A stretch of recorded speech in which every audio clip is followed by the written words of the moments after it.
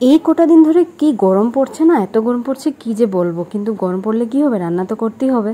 এখানে দেখছো মকা মাছ আমি ভাজা করে রেখে দিয়েছি। আজকে বর বললো যে মকা মাছের তরকারি খাবে, মানে নিরামিষ কয়েকদিন ধরে আমাদের খেতে খেতে ওরার মুখে কিছুই ভালো লাগছে না, তার জন্য মকা মাছ নিয়ে এসেছে, বললো এটা রান্না করতে। তো আমি আজকে সবজি দিয়ে একদম ঝাল ঝাল করে একটা তরকারি বানাবো। এখানে দেখতে পাচ্ছ নিয়ে নিয়েছি ঝিঙে, আলু আর টমেটো ভালোভাবে ধুয়ে কেটে নিয়েছি। দেখতে পাচ্ছ এখানে অনেকগুলো লঙ্কা নিয়েছি আর অনেক ঝাল এগুলোতে। তো কড়াই দিয়ে দিয়েছিলাম হচ্ছে গিয়ে কালো জিরে, তারপর এখানে দিয়ে দিয়েছিলাম ভালো করে কেটে রাখা পেঁয়াজ, 3টে পেঁয়াজ দিয়েছি।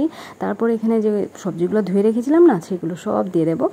এবারে এগুলোকে ভালো করে নাড়াচাড়া করব, নুন হলুদ আর লঙ্কা গুঁড়ো দিয়ে ভালোভাবে এটাকে মিশিয়ে নিচ্ছি। দেখতে পাচ্ছ ভালোভাবে মিশিয়ে এটাকে ভালোভাবে ঢেকে রেখে দেবো কিছুক্ষণের জন্য, যতক্ষণ না এটা ভালোভাবে সিদ্ধ হয়ে যায়। দেখতে পাচ্ছ সিদ্ধ হয়ে গেছে সবজিগুলো। তারপর আমি এখানে দিয়ে দিলাম ভেজে রাখা মকা মাছগুলো দিয়ে এবারে এটাকে ভালোভাবে মিশিয়ে নেব মাছের সাথে। ঝিঙের থেকে এমনিতেও জল বের হয়, তার জন্য এটাতে আমি কোনো জল ব্যবহার করিনি।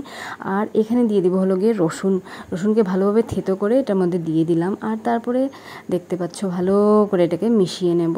মানে রসুন দিলে না একটা খুবই, আমি তো মকা মাছের মধ্যে সবসময় রসুন আর পেঁয়াজ দিয়ে রান্না করি, আমার খুবই ভালো লাগে এরকম।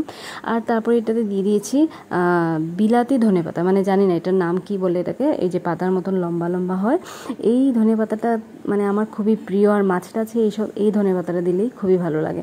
তো এটা দিয়ে দিয়েছি খুব বেশি মাত্রায় দিয়ে দিলাম। তারপর এখন এটাকে মিশিয়ে নিচ্ছি ভালো করে।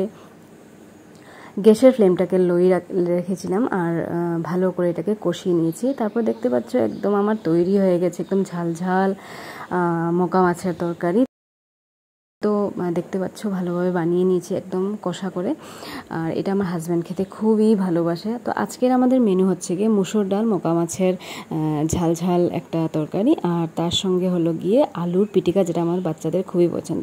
তো এখানেই শেষ করছি আমার ভিডিওটা। যদি তোমাদের ভালো লেগে থাকে তো অবশ্যই একটা লাইক করে দিও, আমার চ্যানেলটাকে সাবস্ক্রাইব করে দিও।